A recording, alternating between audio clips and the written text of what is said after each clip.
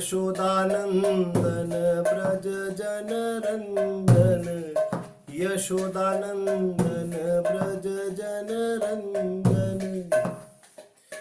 यमुना तीरा वनचारी, यमुना तीरा वनचारी, जय राधा माधव कुंज विहारी, जय राधा माधव कुंज विहारी।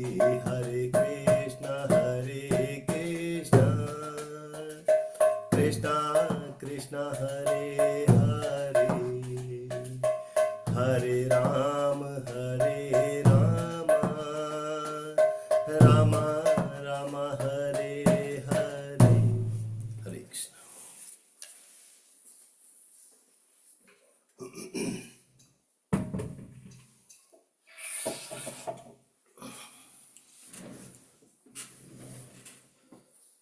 तो फौजी माता जी, आप सबका आज की इस कक्षा में बहुत स्वागत है।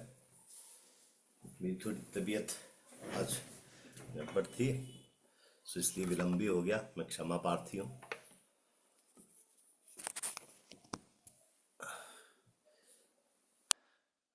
हरे कृष्ण। पहले तो मैं सोच रहा था कि आज की कक्षा छोड़ ही देता हूँ, पर फिर भी मैंने कहा आप लोग भी इंतजार कर रहे होंगे और भगवान जी की कथा है, तो जितनी देर तक बोल सकता हूँ प्रयास करूँगा कि अपनी तरफ से मैं बोलूँ। मंगलाचरण कर लेते हैं। ओम अज्ञानतिमिरान्धस्य ज्ञानञ्जनाशलाकया चक्षुरुन्मिलितं येन तस्मै श्रीगुरुवे नमः। श्रीचैतन्यमनोभीष्टं स्थापितं येन भूतले स्वयं रूपा कदा मह्यं ददाति स्वपदान्तिकं। वन्देऽहं श्रीगुरो श्रीयुतपत्कमलं श्रीगुरुन् वैष्णवांश्च श्रीरूपं सागरजातं सागररघुनाथान्वितं तं सजीवं साद्वैतं सावधूतं पर्जनसहितं कृष्णचैतन्यदेवं श्रीराधाकृष्णपादान् सैगललता श्रीविशाखान्वितां च। हे कृष्णकरुणा सिन्धो दीनबन्धो जगत्पते गोपेश गोपिकान्त राधाका नमस्तुते। तप्त कांचन गौरांगी राधे वृंदावनेश्वरी वृषभानुसुते देवी प्रणमामि हरिप्रिय। वाञ्छकल्पतरुभ्यश्च कृपा सिन्धुभ्यैव च पतितानां पावनेभ्यो वैष्णवेभ्यो नमो नमः। जय श्री कृष्ण चैतन्य प्रभु नित्यानंद श्री अद्वैत गदाधर शिवासादि गौरभक्तवृंदा। हरे कृष्ण कृष्ण कृष्ण हरे हरे, हरे राम राम राम हरे हरे। हरे कृष्ण। तो फौजी माता जी, हम लोग रामायण के इस सत्र में आगे बढ़ते हैं। जिन लोगों ने, मैंने रिक्वेस्ट की थी कि अगर चाहें तो आप रामचरितमानस जी को ला सकते हैं अपने साथ, तो जो लोग अपने साथ लाए हों उसको अपने साथ अगर आप खोलेंगे तो आपको उसका एक एक चौपाई का या दोहे का या छंद का या सोरठे का पता लगता रहेगा। हम सब लोगों ने कभी ना कभी रामचरितमानस ना पढ़ी हो तो रामायण तो जरूर देखी है ना। तो किया क्या है, या तो हमने टीवी पे वो देखी है या हमने कहीं उसकी कथा भी सुनी है। मगर है क्या कि कथा के अंदर या टीवी में हमें पूरी रूप से रामायण को सुनने का मौका नहीं मिला। ठीक है, इसलिए नहीं मिला वो मौका क्योंकि जैसे देखिए भागवतम जो है एक हफ्ते का सप्ताह है, इसलिए इसको बोलते हैं, एक हफ्ते का होता है भागवतम। ठीक है, और उस भागवतम को हम लोग अलग अलग कथावाचकों से अक्सर सुनते रहते हैं। हमारे आस पड़ोस में या हमारी रिश्तेदारी में कहीं ना कहीं भागवतम होता रहता है। मगर उन कथावाचकों की भी मजबूरी है कि वो मुख्य मुख्य प्रसंगों को ही ले पाएंगे, क्योंकि 2-3 घंटे की कथा होती है और 2-3 घंटे में कितना कर वो कवर करेंगे। उसके बीच में भी जन्म उत्सव होगा, कभी कई नंद विवाह उत्सव होगा, कई चीज़ें आएंगी। ठीक है, और फिर कुछ डांस कार्यक्रम भी होगा, है ना। अगर वो ना किया जाए तो लोग मानेंगे नहीं। तो कुछ ना कुछ जो है वो बीच में साथ में होता रहता है। तो कथा के लिए समय बहुत कम मिलता है, तो इसलिए पूरे भागवतम को वहाँ पे वो नहीं सुना सकते। तो जो सुबह की हमारी कक्षा होती है उसमें जिस भागवतम को आप सुनते हैं, कितने डिटेल में हमारे प्रभु जी जो हैं, अभयराम प्रभु जी, वो सुनाते हैं उसको। तो वैसे हम क्या करेंगे कि डिटेल में एक एक चौपाई को, एक एक छंद को, एक एक सोठे को, है ना, उसको पूरे डिटेल में पढ़ने का प्रयास करेंगे और उसको समझने का भी प्रयास करेंगे। तो अगर पॉसिबल हो तो आप लोग अपने सामने मानस को रखेंगे, तो तब वो मानस में जो जो मैं बोलूँगा, है ना, मैं भी प्रयास कर रहा हूँ इधर उधर से उसको इकट्ठा करके, क्योंकि अगर आप मानस को खोलेंगे तो देखेंगे कि चौपाई के नीचे सिर्फ एक लाइन या दो लाइनें लिखी, तो उससे उसका अर्थ पूरे अच्छे ढंग से समझ नहीं आएगा। मैं भी प्रयास कर रहा हूँ कि इसको जिस तरह इधर उधर से संतों से सुन के या कैसे कैसे भी हम कोशिश करते हैं ताकि इसको हम इकट्ठा कर सकें, और इसके जो एक्चुअल में जो भगवान जी कहना चाहते हैं या तुलसीदास जी कहना चाहते हैं, तो उन चीज़ों को हम अच्छे ढंग से समझ सकें। तो मैं आज की कथा को शुरू कर रहा हूँ। हमने जो उस दिन छोड़ा था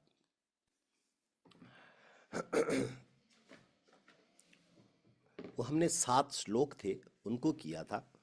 उसके बाद सोरठे शुरू होते हैं, ये 5 सोरठे हैं, ठीक है। तो इन सोरठों में तुलसीदास जी क्या कहते हैं, जो सुमिरत सिद्धि होई गण नायक करी बर बंधन, करहु अनुग्रह सोई बुद्धि राशि शुभ गुण सदन। ठीक है। प्रथम सोरठे में तुलसीदास जी क्या कर रहे हैं, तुलसीदास जी गणपति से कृपा मांग रहे हैं। तुलसीदास जी गणपति से कृपा मांग रहे हैं। देखिए, हम जैसे इसको शुरुआत करेंगे ना मानस को, आप देखेंगे बहुत अलग अलग संतों से, अलग अलग देवताओं से तुलसीदास जी कृपा मांगते हैं। और जब भी हम कोई शुभ कार्य करते हैं तो हमें बड़ों का आशीर्वाद, देवताओं की कृपा, सब कुछ लेने की जरूरत होती है। वैसे क्या किया तुलसीदास जी ने, यहाँ क्या लिखा, प्रथम सोरठे में तुलसीदास जी ने गणपति जी से कृपा मांगी। वो कह रहे हैं कि वो गणपति जी जिन्हें स्मरण करने मात्र से सब कार्य सिद्ध हो जाते हैं, इसलिए उनका नाम क्या है, सिद्धि विनायक भी है। ठीक है। जो गणों के स्वामी हैं और सुंदर हाथी के मुख वाले हैं, है ना। अब गणों के स्वामी क्यों हुए, हम में से लगभग लोगों ने एक गणेश जी की कथा सुनी है कि माता पार्वती जब स्नान करने जा रही थी तो उन्होंने अपने उपटन से, अपने जो हल्दी या उपटन या जो भी उन्होंने लगाया था, उस उपटन से एक पुतला छोटा सा तैयार किया, एक बालक तैयार किया और उसको प्राण फूंक दिया। ठीक है। जैसे वो स्नान में गई तो अपनी रक्षा के लिए उन्होंने किया था, वहां से शिव भगवान आए और तो गणपति जी ने उनको इनकार किया अंदर जाने से। ठीक है। तो शिव ने क्या किया, अपना त्रिशूल निकाला और उनकी गर्दन काट दी। अब जैसे माता बाहर आई, माता ने देखा कि मेरा बालक की ये दशा हुई, तो माता क्रोध में आ गई और भवानी ने बोला कि मैं तो इस सृष्टि को जला दूंगी। तो जब सब डर गए कि ऐसा कैसे होगा, तो फिर क्या हुआ, तब फिर नारायण जी ने भी सलाह दी भगवान शिव को कि आप इनको, शिव जी को सलाह दी कि आप इनको क्या करिए, शिव जी आप इनको हाथी का मुख लगा दीजिए। अब वैसे तो उन्होंने देखा, बोला तो ये कि आप, अब उन्होंने अपने गणों को भेजा और कहा कि जो ऐसा जीव आपको पहले मिल जाए, जो मां अपने बच्चे की तरफ पीठ करके बैठी हुई हो, उसकी गर्दन काट के ला दो और वे लगा देंगे। भगवान जी का खेल है। तो वहां वो हाथी का ही बच्चा क्यों रखा, क्योंकि हाथी जो है वो बुद्धि का प्रतीक है, बहुत बुद्धिशाली है। शांत है, विवेक है उनमें। तो हाथी का सिर उसमें जो है लाया गया और गणपति जी को हाथी का सिर लगा दिया गया। अब क्या था, एक और उसमें एक भाव और भी आता है। माता कहती हैं कि वो जो गणपति को पैदा किया था ना, वो भगवान शिव के संग के साथ नहीं किया था। ठीक है, क्यों नहीं किया था? क्योंकि भगवान शिव के जितने गण थे ना, वो किसकी बात मानते थे? वो बात मानते थे भगवान शिव जी की। जो शिव ने कहा वो फाइनल है। माता को लगता था कि ये सब लोग ना, ये इनकी बात मानते हैं, मेरी बात जो है वो मानते नहीं है। इसलिए मैं क्या करूंगी, मैं खुद से ऐसा पुत्र पैदा करूंगी जो मेरा ही बात माने। इसलिए वो शिव के संग के साथ नहीं गणपति जी पैदा हुए, अकेले हुए थे। अब जब वो गणपति, अब माता को तो बनाना था, माता तो क्रोध में थी। माँ का हृदय बच्चे के से इतना जुड़ा हुआ होता है कि माँ सब कुछ सह सकती है, लेकिन बालक का अहित नहीं सह सकती। और यहाँ अहित तो छोड़ो, यहाँ तो गर्दन ही काट दी थी। अब क्या किया, भगवान जी ने बोला, शिव जी ने, कि माँ इस पार्वती तुम मान जाओ, जिस विधि तुम मानो। देखो इनको हमने गणपति गजमुख भी लगा दिया, इसलिए नाम गजमुख भी है इनका, है ना, उनका असर भी लगा दिया। और मैं क्या करता हूं, मैं ये जितने गण हैं, इन सब गणों का मुखिया बना दूंगा गणेश जी को। मेरे जितने गण हैं, इन सब गणों का मुखिया किसको बनाऊंगा? गणेश को बनाऊंगा। ये सभी गणों के स्वामी होंगे, इसलिए इनका नाम क्या रखा? गणपति। गणेश जी का नाम गणपति का मतलब क्या है कि सब जितने गण हैं, इन गणों के वो स्वामी। तो यहां हम क्या पढ़ रहे हैं कि तुलसीदास जी सबसे पहले गणपति जी की वंदना कर रहे हैं, जिससे कि सब कार्य जो है आसानी से सिद्ध हो जाते हैं। और कह रहे हैं यहाँ पे तुलसीदास जी की वह शुभ गुणों के धाम मुझ पर कृपा करें। अब दूसरा सोरठा आता है। दूसरे सोरठे में मूक होई बाचाल पंगु चढ़ी गिरबर गहन, जासु कृपा सो दयाल द्रवो सकल कलिमल दहन। तुलसीदास जी कहते हैं कि हे भगवान, आप मुझ पे दया कीजिए। मेरे पास कोई ऐसी उपाधि नहीं है, मेरे पास ऐसा कोई बल नहीं है, मेरे पास इतना कोई काबिलियत नहीं है कि मैं इस कार्य को कर सकूं। मगर मैं एक बात को जानता हूं। क्या जानता हूं? कि भगवान जी आपकी कृपा से गूंगा बोलने लग जाता है, लंगड़ा लूला दुर्गम पहाड़ पे चढ़ जाता है। आप में इस कलयुग के सब पापों को जला देने की सामर्थ्य है, इसलिए आप मुझ पे दया करें। देखिए, हम अगर सोचें कि सिर्फ मेहनत करने से ही हम सब चीजों को पा लेते हैं, तो ऐसा नहीं है। अगर हम भौतिक उदाहरण भी लें, तो एक फैक्ट्री में कार्य करने वाला मजदूर, या एक खेती में काम करने वाला मजदूर, या कोई भी जो कुछ भी कार्य मजदूर करता है, कितनी मेहनत करता है बेचारा। सुबह से लेके शाम तक कितना प्रयास करता है, लेकिन फिर भी उसके पास लक्ष्मी कितनी आती है?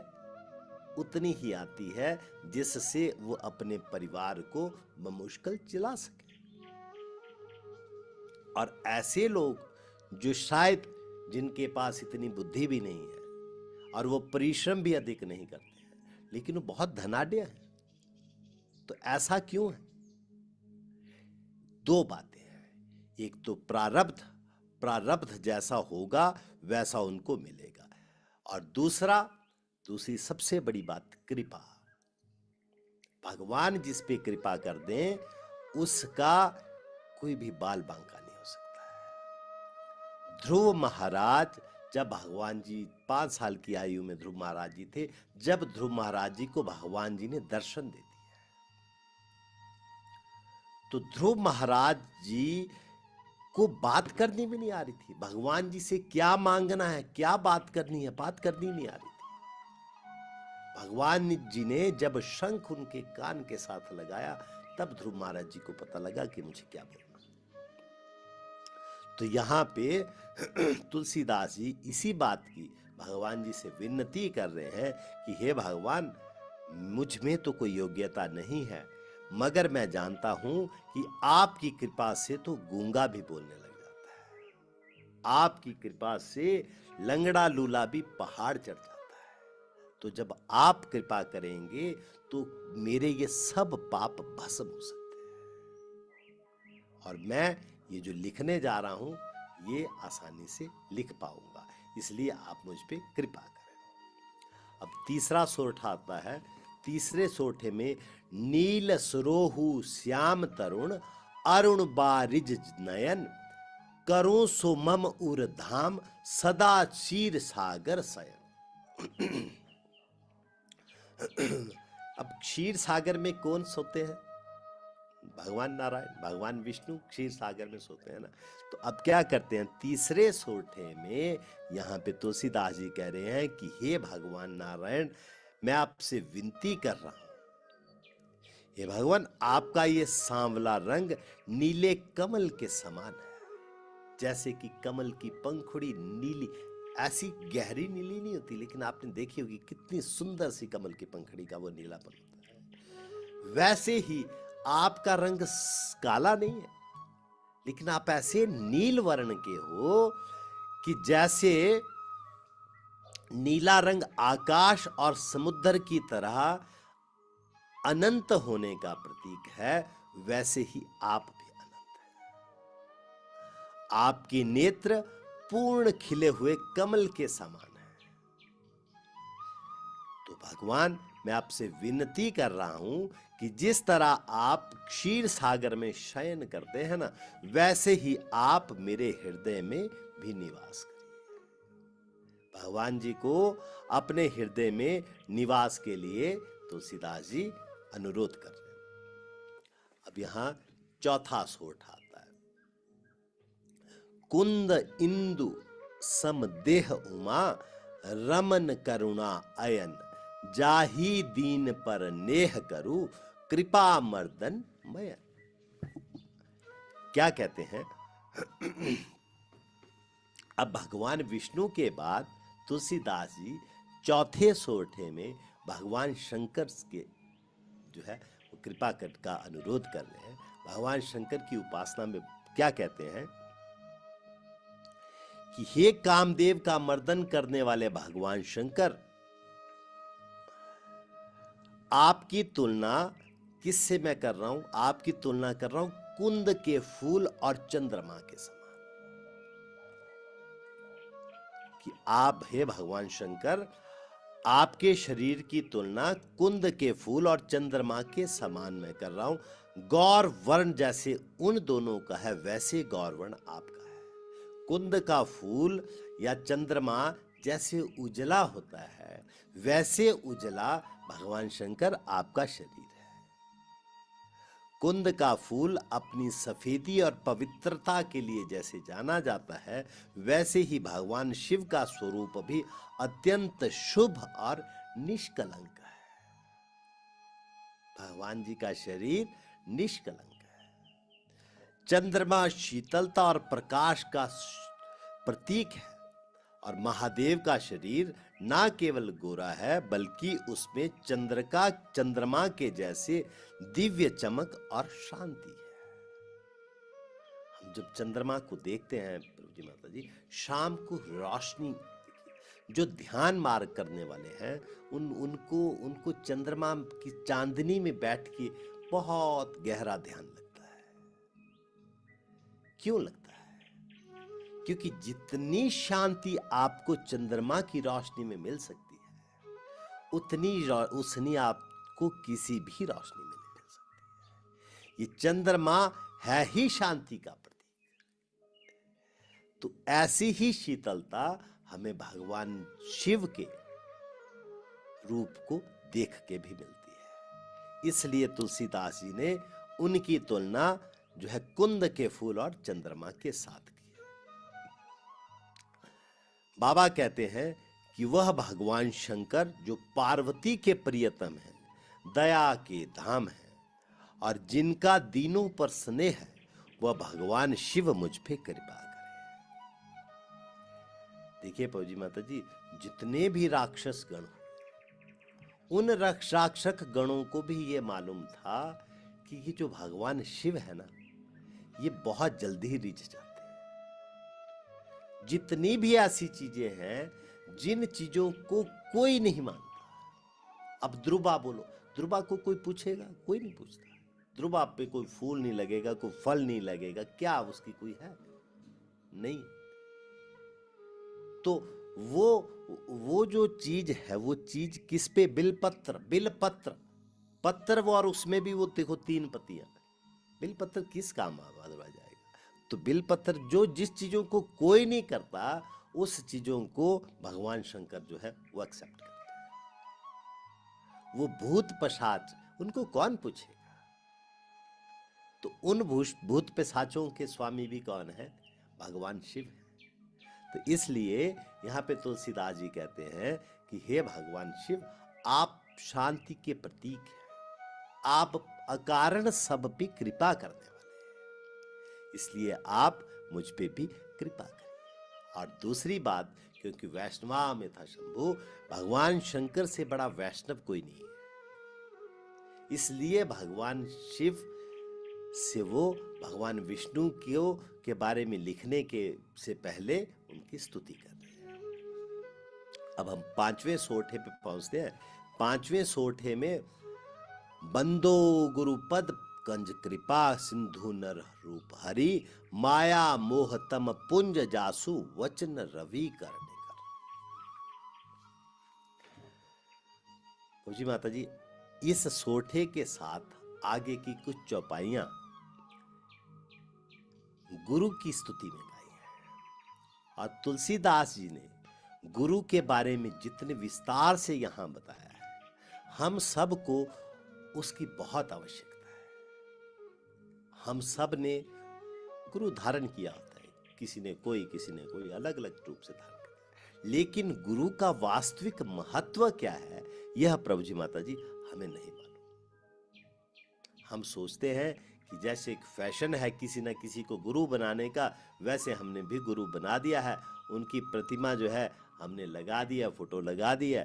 गुरु पर्व कभी आता है तो हम उनको प्रणाम कर देते हैं, कभी कभी गुरु के बारे में याद कर लेते हैं। लेकिन गुरु की ताकत क्या है, गुरु क्या कर सकता है, क्या नहीं कर सकता है, मैं आपसे करबद्ध निवेदन करता हूं कि इन 4-5 चौपाइयों को जो तुलसीदास जी ने लिखी हैं, ध्यान से सुनना, क्योंकि इन चौपाइयों से आपको पता लगेगा कि गुरु का जो है क्या स्थान है और गुरु की महत्ता क्या है, गुरु हमारे जीवन में क्या परिवर्तन ला सकता है। तो सुनिए, तुलसीदास जी अपने गुरु महाराज जी के चरणों में वंदना करते हैं। वह उन्हें कृपा का समुद्र कहते हैं। क्यों? क्योंकि जैसे समुद्र की कोई सीमा नहीं होती ना, वैसे ही गुरु जी की दया की भी कोई सीमा नहीं है। जैसे समुद्र को हम दूर तक देखें, हमारी दृष्टि जहां तक जाती है समुद्र दिखाई देता है, वैसे ही गुरु की कृपा की भी कोई सीमा नहीं है। वह बिना किसी स्वार्थ के शिष्यों के कष्टों को दूर करता है। क्या देते हैं हम, बताओ जरा, सोचो तो सही। हम अपने अपने गुरुओं को क्या दे रहे हैं? कुछ भी तो नहीं देते, फिर भी वो अकारण क्यों करुणामय है? वह सभी कष्टों को सहकर, अगर कोई, आपको सच्ची बात बताऊं, अगर कोई शिष्य कुछ ऐसी चीजों का ऐसा कोई कार्य करता है जो उसको नहीं करना चाहिए, तो उसका दुख उसके गुरु को झेलना पड़ेगा। क्योंकि जब उन्होंने गुरु दीक्षा दी थी तो उन्होंने उसके सब कर्मों को अपने पे ले लिया था।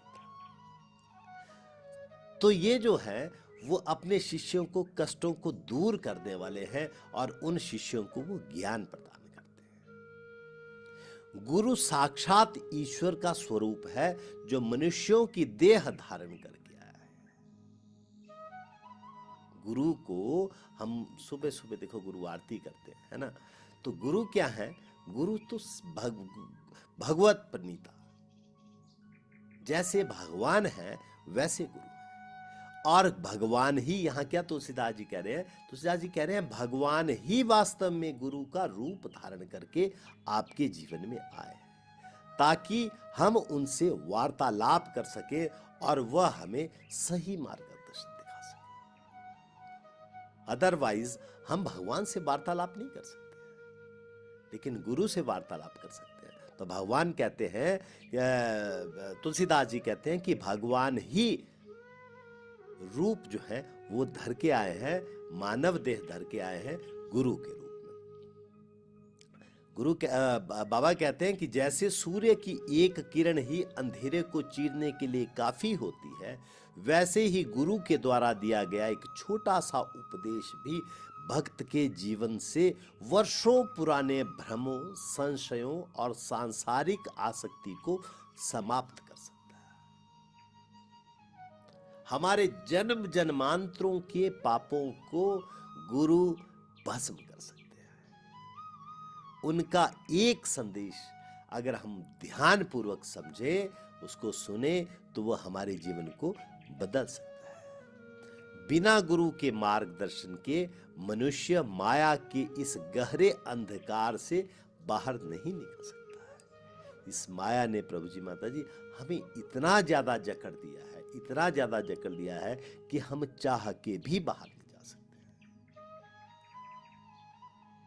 एक संत ने इसकी तुलना की है कि हम जैसे एक वृक्ष के नीचे बैठते हैं ना, और वृक्ष के नीचे बैठ के उस वृक्ष की जड़ों को अगर हमने यूं पकड़ लिया, उसकी जो नीचे से टहनियां आई, जड़ें आई, उसको हमने अपने साथ लपेट लिया, और फिर हम कहें यार ये छोड़ नहीं रही, हम कैसे जाएं, ये छोड़ नहीं रही, हम कैसे जाएं, है ना। हम लोगों ने कथा सुनने के लिए जाना होता है, लेकिन घर की परिस्थितियां ऐसी आ जाती हैं कि हम बोलते हैं कि घर से समय नहीं मिल रहा है, कैसे जाए। सुबह जप के लिए बड़े लोगों का ये एक्सक्यूज होता है कि समय नहीं मिलता है। तो ये सारे बंधन, इन बंधनों को, क्या इन बंधनों ने आपको पकड़ा है या आपने इन बंधनों को पकड़ा है? वास्तविकता प्रभु जी, माता जी, यही है कि हमने इन मोहवश होके इन सांसारिक चीजों से जो है अपने बंधनों को बिल्कुल जकड़ करवा लिया है, अपने आप को पकड़वा दिया है इन बंधनों से। और उन बंधनों को, वो माया को, मायापति के अलावा कोई काट ही नहीं सकता। सिर्फ और सिर्फ एक मायापति ही ऐसे हैं जो आपको इन बंधनों से दूर कर सकते हैं। और गुरु के मार्गदर्शन के बिना हम कभी भी इस माया के घोर अंधकार से बाहर नहीं आ सकते। चौपाई में कहते हैं तुलसीदास जी, वंदु गुरुपद पद्म परागा, सुरुचि सुवास सरस अनुरागा, अमिय मुरिमय चूर्ण चारु, समन सकल भव रुच परिवार। वंदे गुरुपद पद्म पुरागा। तुलसीदास जी महाराज के चरणों के रज की वंदना करते हुए, गुरु महाराज की जी के चरणों की जो रज है ना, जो चरणों की जो धूल है ना, उसकी वंदना करते हुए क्या कह रहे हैं? क्योंकि गुरु के चरणों की धूल कोई साधारण धूल नहीं होती, यह भक्त के मन में अच्छी रुचि पैदा करती है। लिखा ना, सुरुचि सुवासा। क्या करती है ये? अच्छी रुचि पैदा करती है। ठीक है। दिव्य जीवन में दिव्य सुगंध भरती है। क्या लिखा है? सरस अनुराग। ठीक है। और हृदय को ईश्वर के प्रेम से सरोबार कर देती है। प्रभु जी, माता जी, जैसे केसर का पराग आनंद देता है ना, वैसे ही गुरु के चरणों की रज आध्यात्मिक जीवन को जीवंत और जीवन आनंददायक बनाने के लिए जो है वो बहुत सहायक है। आपने देखा होगा कि अगर हम ना केसर का, मान लीजिए 1 लीटर दूध है, 1 लीटर दूध को मैं अगर 2 केसर की हल्के हल्के से फाय, केसर की आप देखते हो कितनी बारीक सी पंखुड़ी, पंखुड़ी तो बहुत बड़ी चीज होगी, हल्की सी, वो क्या कुछ बोल सकते हो, पराग की तरह डंडी जैसे होती है, उनके 2 कण भी अगर आप दूध में डाल देंगे, भले वो दूध 1 लीटर भी होगा, तो वो क्या करता है, उस दूध में एक तो उसका रंग बदल जाएगा, और क्या होगा, उस दूध से अद्भुत खुशबू आनी शुरू हो जाएगी। हुआ क्या, सिर्फ कुछ कण हमने उसमें किस चीज के डाले, डाले हमने जो है केसर के।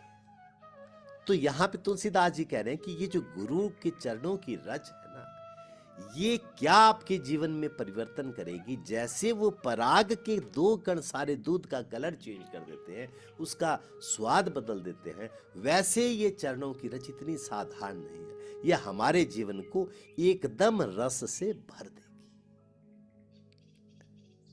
अगली लाइन में बाबा क्या कहते हैं, अमीय मुरिमय चूर्ण चारो। जिस प्रकार से एक वैद्य दिव्य जड़ी बूटियों को चूर्ण करके, है ना, चूर्ण चारू मतलब दिव्य जड़ी बूटियों को जो है वो चूर करके, उनको कूट करके, उनसे जो क्या करता है, ऐसा एक चूर्ण बना लेता है जिससे शारीरिक रोग ठीक हो जाते हैं।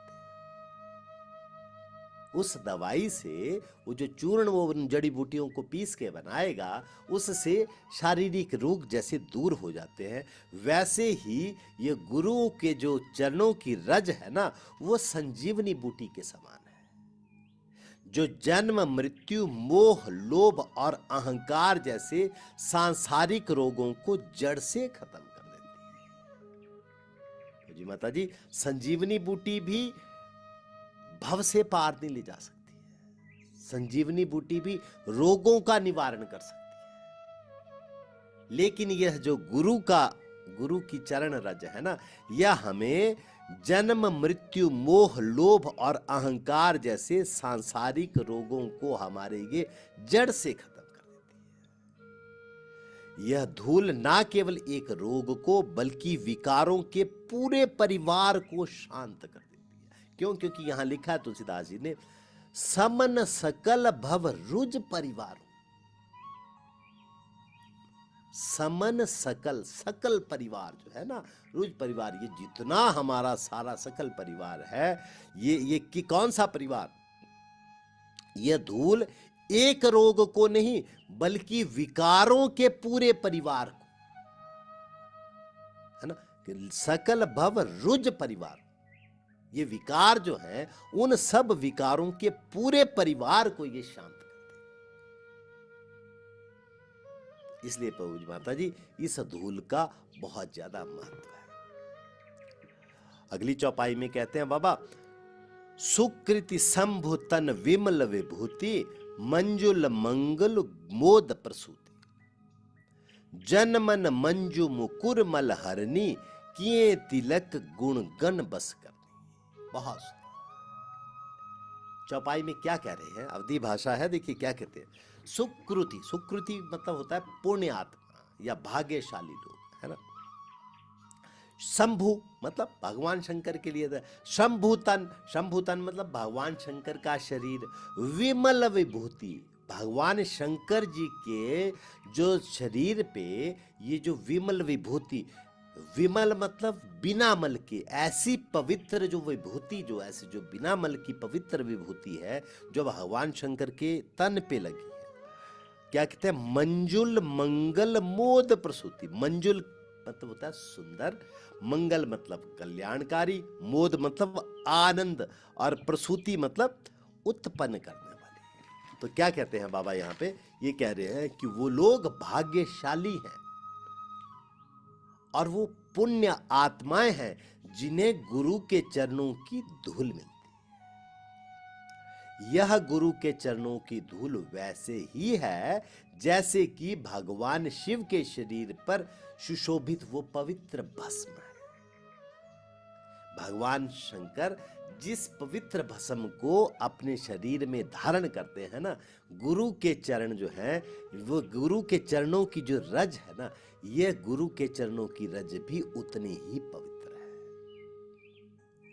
गुरु के चरणों की धूल का महत्वता भगवान शंकर के शरीर पर लगी हुई भस्म के समान है, और यह धूल सुंदर कल्याण और परम आनंद को जन्म देने वाली है। क्योंकि क्या लिखा है यहां पे, मंजुल मंगल मोद प्रसूति। ठीक है, समझ आ गई बात। अब अगली लाइन में क्या लिखा है, जन मन मंजू मुकुर मलहरनी, किए तिलक गुण गण बस करनी। जन मन मंजू मुकुर मलहरनी। अब देखिए, ये जो मंजू है ना, जन मन का मतलब हो गया भक्तगण जो है। मंजू मुकुर, मंजू का मतलब हमने बोला सुंदर, और मुकुर होता है आईना, जो शीशा हम देखते हैं ना मुंह देखने के लिए, आईना, उसको बोलते हैं मुकुर। ठीक है। मल हरनी मतलब को मल को हरने वाली है, या गंदगी को, दोष को दूर करने वाली है। तो क्या लिखा है यहाँ पे, जन मन मंजू मुकुर मल हरनी, मतलब यह धूल भक्तों, यह धूल जो है ये भक्तों के मन रूपी सुंदर दर्पण की गंदगी को साफ कर देती है। यह धूल क्या करती है, देखिए हम बर्तन साफ करते हैं ना, बर्तन साफ करने के लिए क्या लेना पड़ता है। अब आजकल तो विम बार आ गया, वो लिक्विड विम बार आ गया, कुछ आ गया। अदरवाइज हम किस चीज से करते थे, धूल से करते थे। ठीक है, धूल से करते थे। तो धूल से जो बर्तन साफ आज भी, और जो है वो जब हम क्लास कर रहे थे यहाँ पे, तो जो हमें ट्रेनिंग मिली उसमें वो कह रहे थे कि आज भी जो जो चूल्हे की धूल है ना, वो सबसे शुद्ध है। ठीक है। तो यहाँ पे वो किस धूल से हम शीशा साफ करेंगे। अब देखिए, अब अभी तो क्या आ गया, वो ग्लास क्लीनर आ गया, उसको लिक्विड को स्प्रे करते हैं और शीशा साफ कर देते हैं। लेकिन एक बात अभी भी बताऊं आपको, ग्लास क्लीनर को आप बहुत ज्यादा धूल और डायरेक्ट करेंगे ना, तो शीशा एकदम साफ नहीं होगा। पहले उसको आप डायरेक्ट डस्ट से थोड़ा थोड़ा साफ करेंगे ना, तो एकदम से साफ होगा, उसके बाद वो उसे करना। तो क्या करते हैं यहाँ पे, ये कहते हैं कि ये जो भक्तों के ये जो भक्तों का जो ये मन रूपी जो दर्पण है, इसकी गंदगी किस चीज की लग गई है, इस पे गंदगी, लोभ मोह माया मत्सर आदि विकार जो है, इन्होंने इस पवित्र मन को ढक रखा है। ये हमारा मन जो है आज की डेट में किन चीजों से, इन चीजों पे से तुरंत है। एक आदमी को हम जब देखते हैं ना पूजी माता जी, तो क्या होता है, हम पहले ही उसके बारे में कुछ स्कैनिंग करना दिमाग में शुरू कर देते हैं। ये तो ऐसा है, ये ऐसा है, ये ऐसा है। एक पड़ोसी दूसरे पड़ोसी से नहीं बनता है। जो ये आदमी है, इसके भी कितने मित्र होंगे, और जो ये पड़ोसी है, इतने इसके भी कितने मित्र हैं। इस पड़ोसी को पूछो तो वो उसके बारे में बुरा बोलेगा, उसको पूछेंगे तो इसके बारे में बुरा बनेगा। आखिर है क्यों, वो दोनों को प्रेम हो क्यों नहीं रहा, दो भाइयों में आखिर प्रेम हो क्यों नहीं रहा है। मेन जो कारण है, वो उसके पीछे जो कारण है, उसने मेरी 1 इंच जगह इधर कर दी है, उसने छज्जा मेरे इधर कर दिया, उसने कोई ना कोई रीजन उसके ऊपर होगा। इस भाई ने ये फालतू ले लिया, इसने ये कम दे दिया। ये सारे जो लोभ है, और ये चीज मेरे परिवार को ही मिलनी चाहिए, इसको नहीं मिलनी चाहिए, तो क्या आ गया, वो लोभ आ गया। और इस सारे को करने वाला कौन है, बेसिकली ये माया है, जिसने हमको पकड़ रखा है।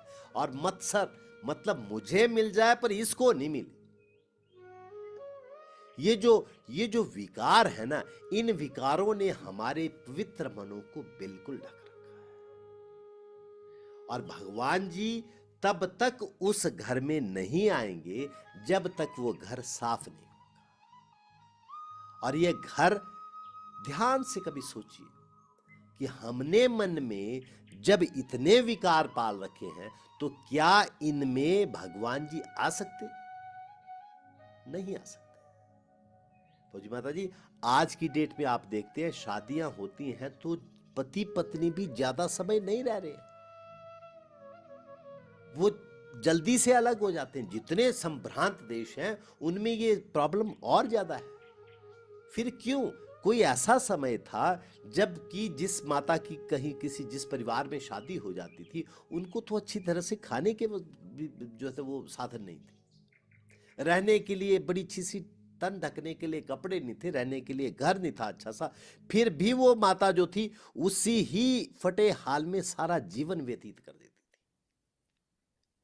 लेकिन आज ये सारी भौतिक सुविधाएं होने के बावजूद भी गृहस्थी चल नहीं रही है। वो क्यों नहीं चल रही है? क्योंकि वो हमने अपने अपने मनों को इतना ज्यादा कवर कर दिया है, त्याग रखा ही नहीं। प्रेम किसका नाम है? त्याग का दूसरा नाम प्रेम है। आप सच्चा प्रेम हाँ करते हैं, फोन पे शादी से पहले पति पत्नी को, पत्नी पति को जरूर करे कि मैं तुमसे बहुत प्यार करती हूं। तो जहां प्रेम है, प्रेम का मतलब प्राप्ति नहीं है, प्रेम का मतलब त्याग है।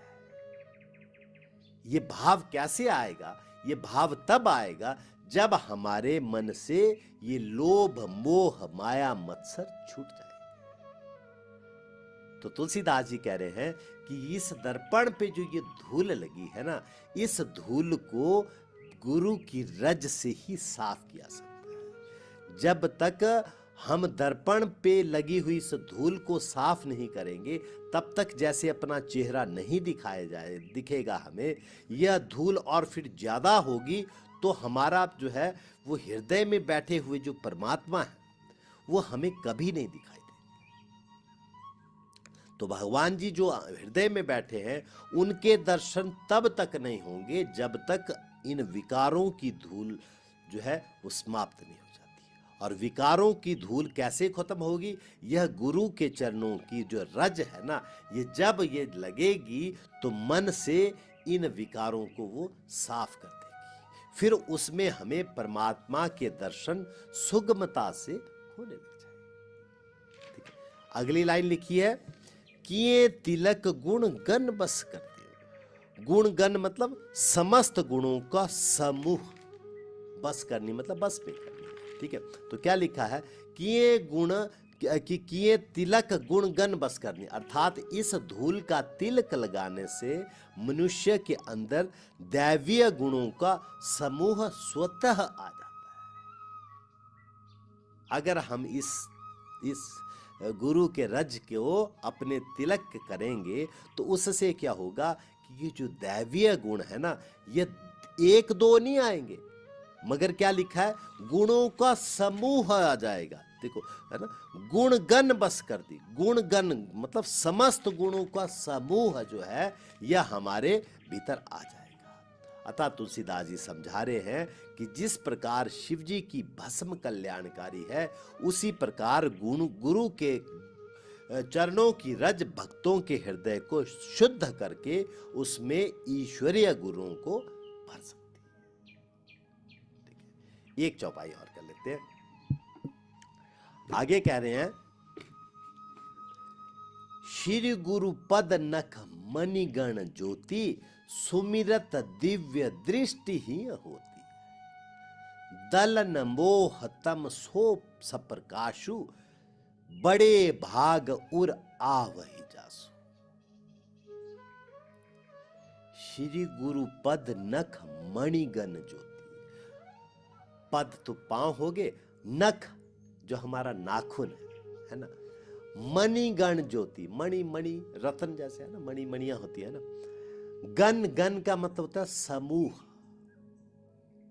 ज्योति का मतलब ज्योति हो गया। आगे लिखता है, सुमिरित दिव्य दृष्टि ही होती। एक लाइन पूरी ले लेते हैं। तो ही का मतलब हो गया हृदय में, और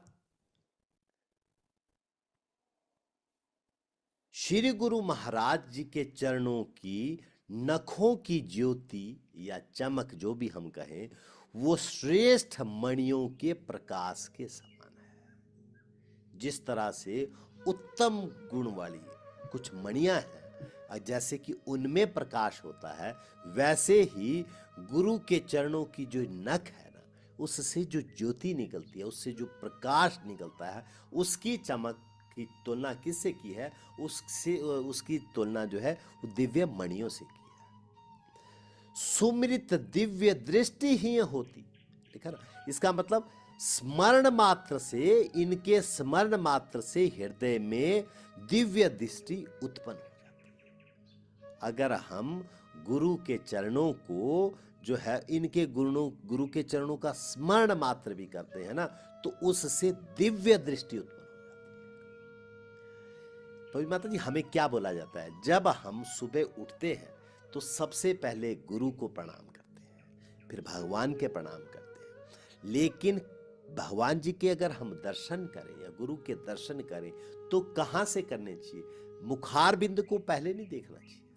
सबसे पहले दर्शन कहां करने चाहिए?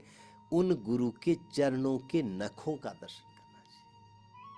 भगवान जी के चरणों के नखों का दर्शन करना चाहिए। आपने लड्डू गोपाल देखे?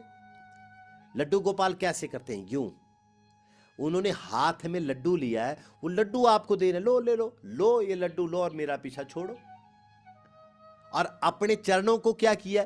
दोनों को छुपा लिया। देखा? तो चरणों की रज क्यों? क्योंकि लड्डू गोपाल को पता है, भगवान जी को पता है कि अगर ये चरणों की रज इसको मिल जाएगी ना, तो फिर क्या होगा? फिर तो मुझे इसके पीछे पीछे जाना पड़ेगा। तो इसलिए वो दुनिया को पता, ले लड्डू पकड़ और निकल। और हमें भी क्या चाहिए? हमें भी लड्डू ही चाहिए। हम भी सोचते हैं भैया लड्डू मिल जाए, उससे क्या लेना देना। लेकिन क्या करना है? ये जब आप देखना शुरू करोगे, तो यहां तुलसीदास जी कहते हैं कि यह गुरु का जो चरणों के जो अंगूठों के जो नाखून है ना, ये तो मणियों के समान है। इन मणियों की जो दिव्य चमक आएगी, चमक का मतलब ये सांसारिक चमक नहीं है,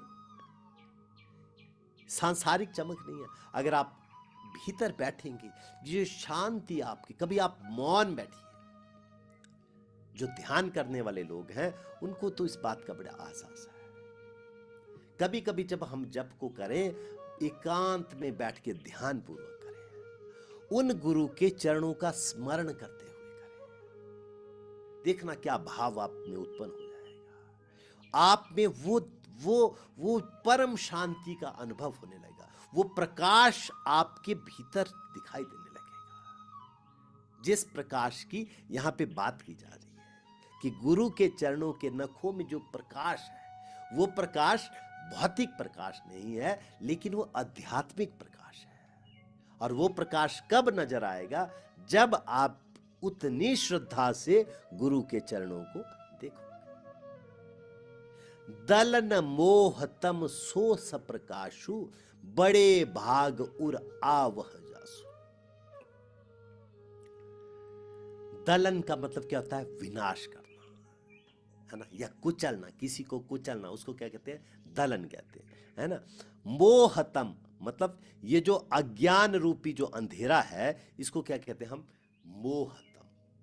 सप्रकाशु मतलब प्रकाश सहित। और ये उर का मतलब है हृदय। तो क्या है? दलन मोहतम सो सप्रकाशु, बड़े भाग उर आवहि जासु। जिनके हृदय में यह प्रकाश आता है ना, वो बहुत भाग्यशाली है, क्योंकि यह प्रकाश मोह और अज्ञान रूपी अंधकार का नाश करने वाला है। यह प्रकाश अज्ञान और अंधकार का नाश, हमारे अज्ञानता का, हमारे अंधकार का नाश कैसे होगा? जिसके हृदय में वो गुरु का प्रकाश आएगा। और जिसके हृदय में गुरु का प्रकाश आएगा, वह क्या है? वो भाग्यशाली है। ऐसा यहां पे तुलसीदास जी कह रहे हैं। तो जी माता जी देखिए, हम जिस स्कूल में पढ़े थे, बचपन में जिस स्कूल में पढ़े थे, है ना, याद है हमें, हमने प्राइमरी किस स्कूल से की थी, फिर मैट्रिक किस स्कूल से की थी, आज के कॉलेज किस स्कूल से किया था। आप गिनती करिए, उनमें से कितने स्टूडेंट हैं जिन्होंने भौतिक रूप से भी सफलता हासिल की है। कितने ऐसे लोग हैं जो उच्च पदों पे पहुंच गए? बहुत कम, बहुत कम। तो एडमिशन कितने लोगों ने ली थी? कितने ज्यादा लोगों ने ली थी। तो अगर हमारे अंदर कोई परिवर्तन नहीं हो रहा है, अगर हमने दीक्षा तो ले ली है, लेकिन दीक्षा लेने के बाद भी अगर हमारे में परिवर्तन नहीं हो रहा है, तो घबराइए नहीं। इसका मतलब क्या है कि अभी तक हम उस कार्य को उस ढंग से नहीं कर पा रहे हैं जिस ढंग से वो करना है।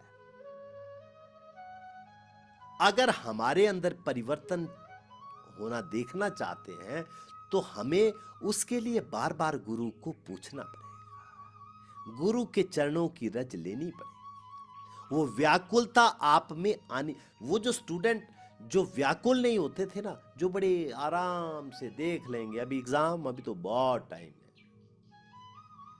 वो आज भी वहीं के वहीं रह गए।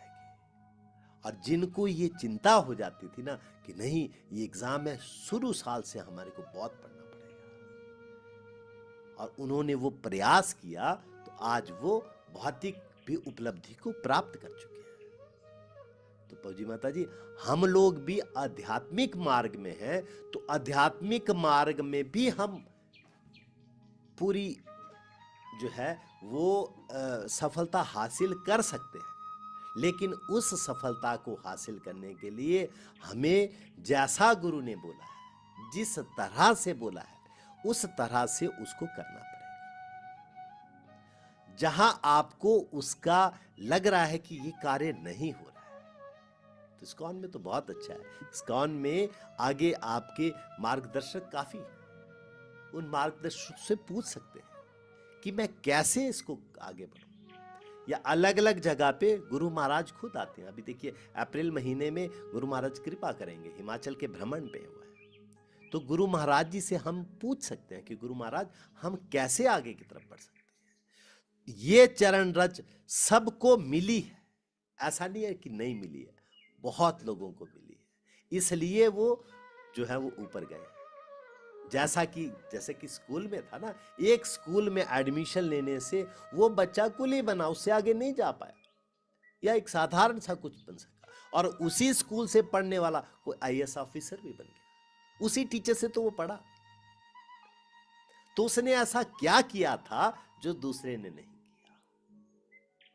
तो प्रभु जी माता जी, इस शांति को हम गुरु के चरणों से, इस प्रकाश को गुरु के नख की आगे उस ज्योति से प्राप्त कर सकते हैं, जब हम गुरु की इस अहमता को समझेंगे। तो प्रभु जी माता जी, यहाँ आज मेरा समय भी यहीं समाप्त हो गया है।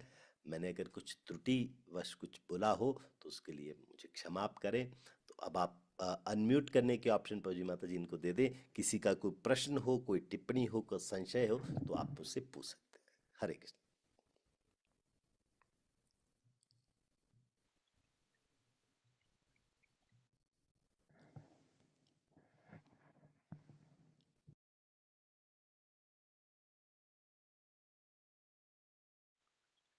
हरे कृष्ण।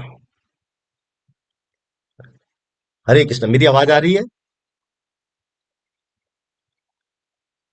हरे कृष्णा।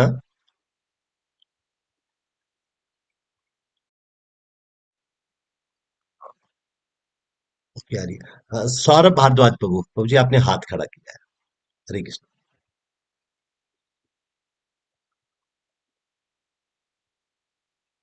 अनम्यूट नहीं हो पा रहा है प्रभु जी क्या?